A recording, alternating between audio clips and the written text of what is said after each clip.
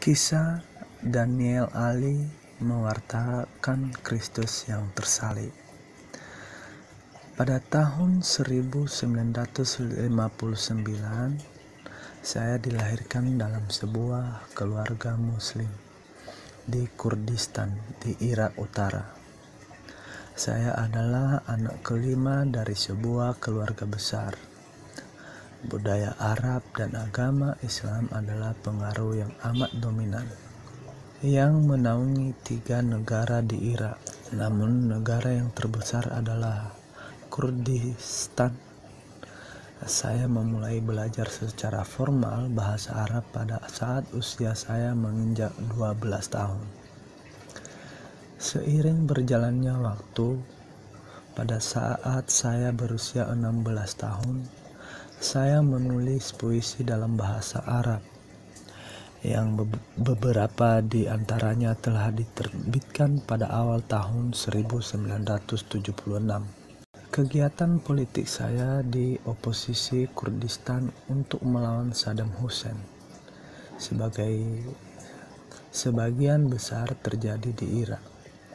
Saddam Hussein dari salah satu begitu banyak invasi kepada masyarakat Kurdi adalah memindah secara paksa masyarakat dari kampung halaman mereka, mengusir mereka ke negara bagian lain, dan untuk merampas sekaligus dan mengamankan kekuasaannya atas ladang minyak di Kurdi. Sehingga mulai tahun 1975, upaya aktif saya adalah untuk membebaskan orang-orang Kurdi dengan menyatukan mereka secara politis.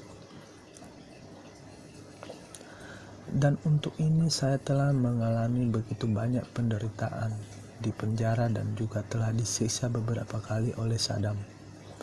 Dengan menutup pertemuan saya dengan kematian, hal ini bisa dipandang sebagai sebuah keberuntungan. Karena pada saat itu beberapa tentara telah menyerang Kurdistan dan menghabisi nyawa beberapa rekan saya.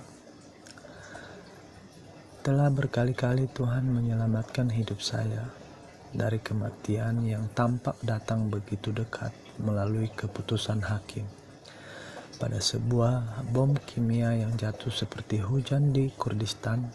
Namun saya tetap tidak menyadari bahwa itu adalah pertolongan dari tangan Tuhan. Di kemudian hari, saya terus-menerus memperjuangkan hak kebebasan negara saya. Saya sering menghabiskan beberapa bulan di pegunungan dengan didampingin hawa dingin, rasa lapar, ketakutan yang begitu mendera, dan beberapa kolega saya yang merasa telah ditinggalkan oleh bangsa-bangsa di dunia. Lalu pada tahun 1988, saya melihat di depan mata saya teman-teman yang begitu saya cintai mati mengenaskan dalam serangan bom kimia di kota Halabja. Teman-teman yang begitu saya cintai mati mengenaskan dalam serangan bom kimia di kota Halabja.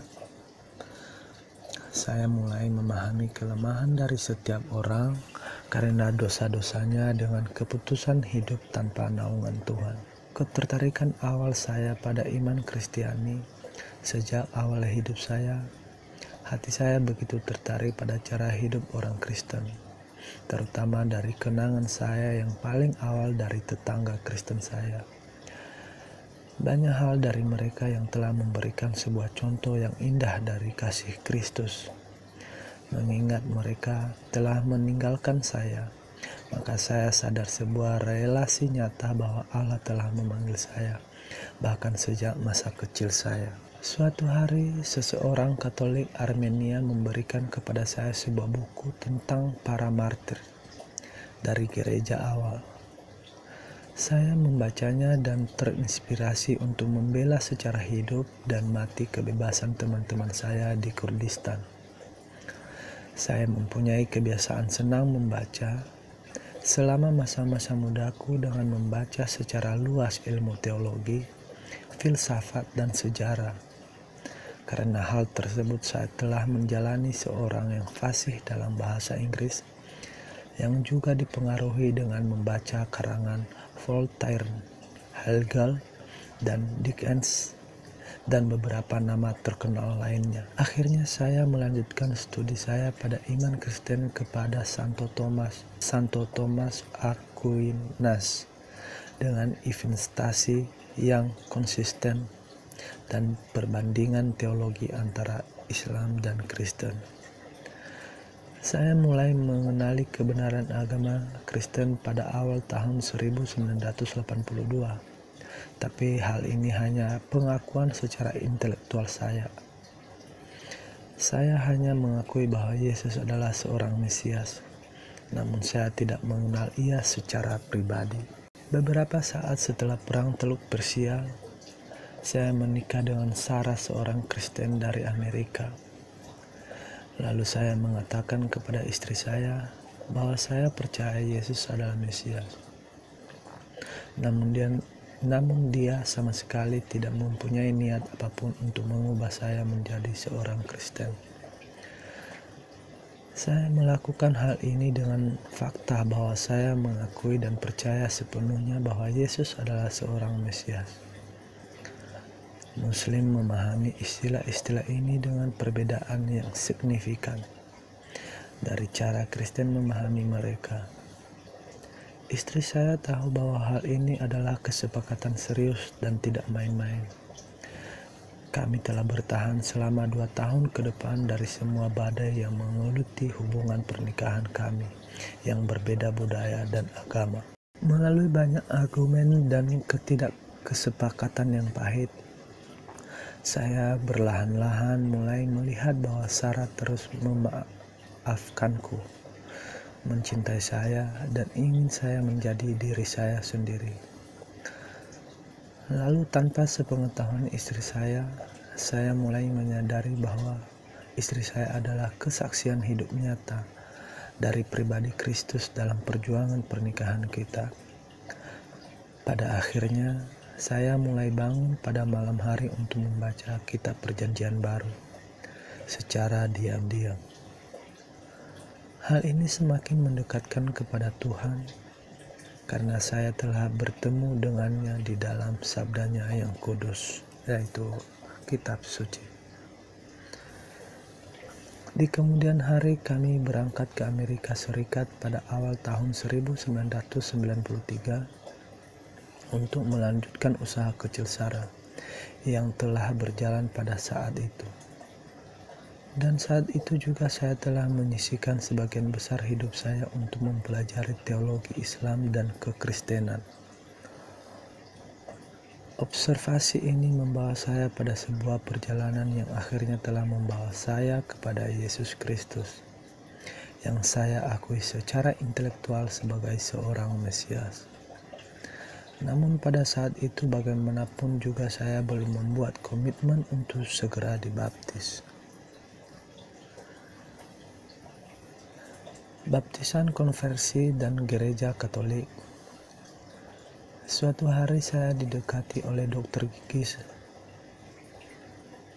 Dr.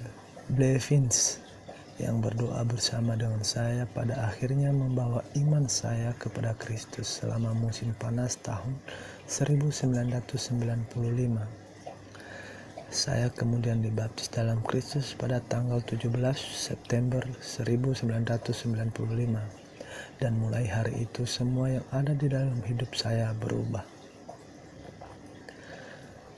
Saya segera beritahu teman-teman Muslim saya dengan menceritakan mengapa saya menjadi seorang Kristen, dan ini merupakan sebuah upaya besar untuk menginjili mereka. Saya pelajari kitab suci dan saya juga mulai bisa mengutip beberapa bab dan ayat dan mulai bersaksi kepada semua orang yang mau mendengarkan. Banyak memang yang mendengarkan dan benar beberapa orang mulai tertarik pada Kristus dan kitab suci. Saya sadar bahwa saat ini saya telah memiliki apa yang diperlukan oleh bangsa saya dan juga kepada orang Muslim seluruh dunia, Saya punya Injil dan tidak ada seorang pun yang bisa mencegah saya untuk mewartakan firman Tuhan. Beberapa tahun ke depan atau lebih saya telah membaca selama berjam-jam setiap hari, menyaksikan ratusan orang yang datang ke tempat kerja saya, yang menemukan saya bahwa saya memiliki karunia untuk membawa orang kepada iman di dalam Kristus dan untuk menguatkan kembali iman mereka. Dalam pekerjaan kecil saya ini di lingkungan saya, di antara orang asing dan teman-teman saya tidak menemukan apa-apa lagi selain Yesus Kristus. Sekarang pertobatan saya telah menginjak umur 8 tahun. Dalam rentang waktu tersebut, Tuhan telah menggunakan saya sebagai saksinya untuk membawa banyak orang kepadanya. Beberapa dari mereka Muslim. Beberapa dari mereka ada orang murtad, ada pula seorang dari mereka yang ateis.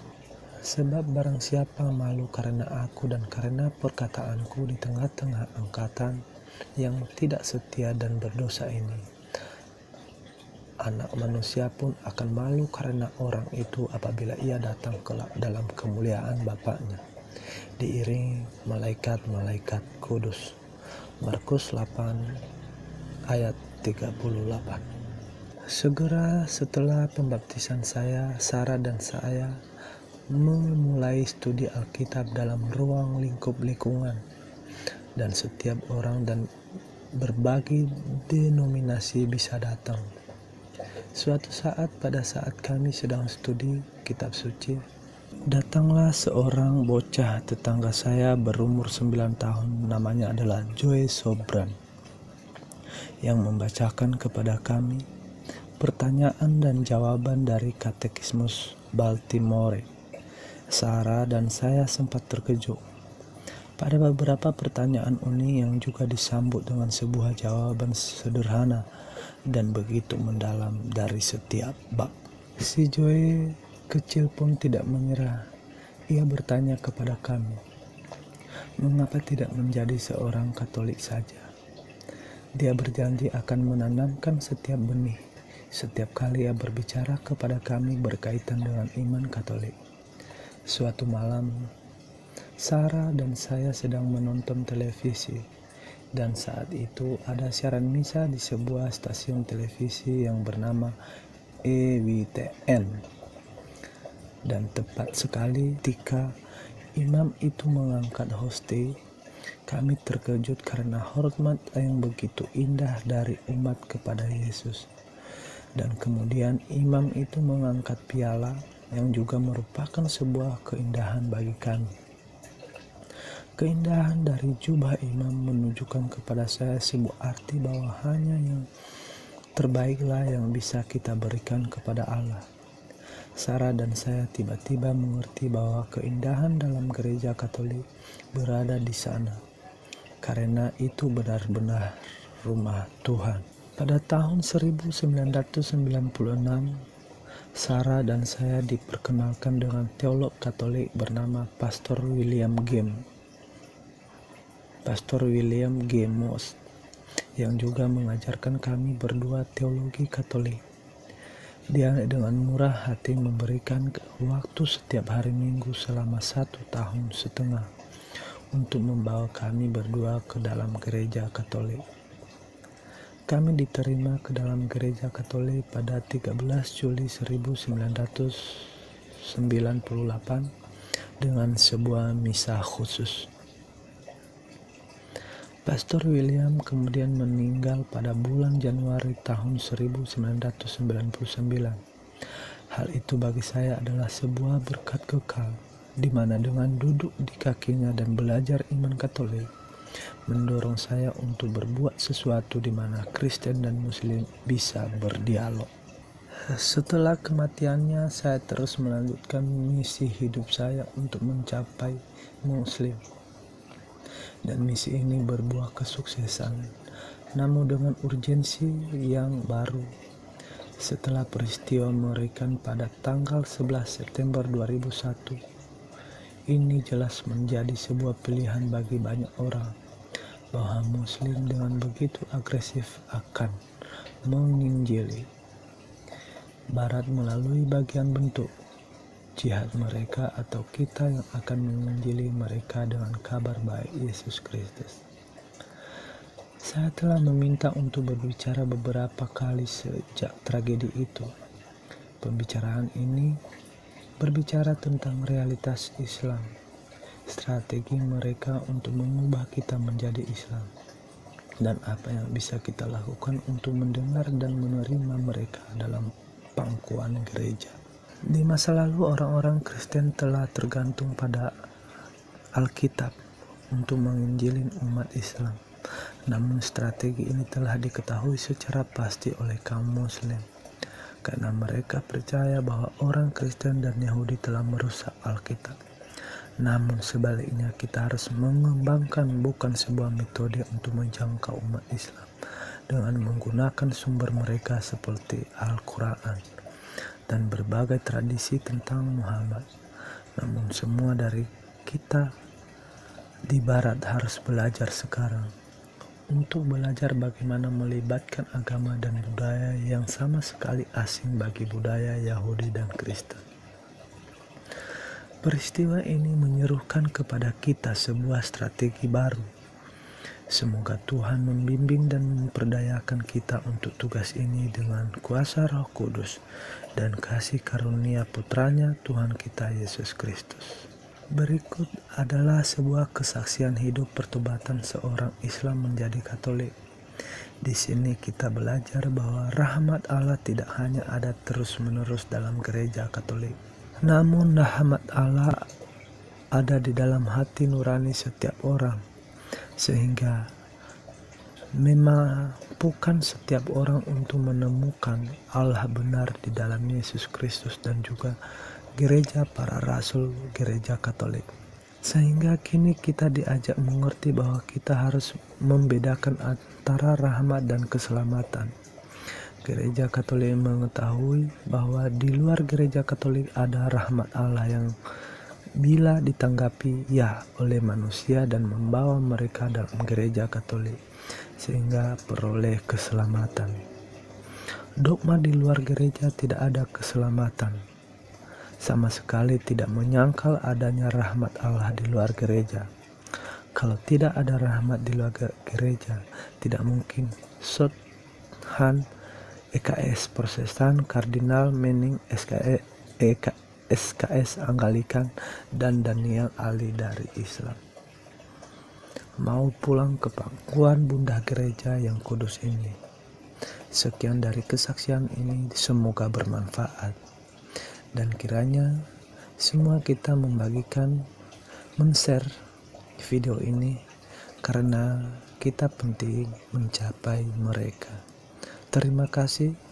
Sumber ini dari Katolitas.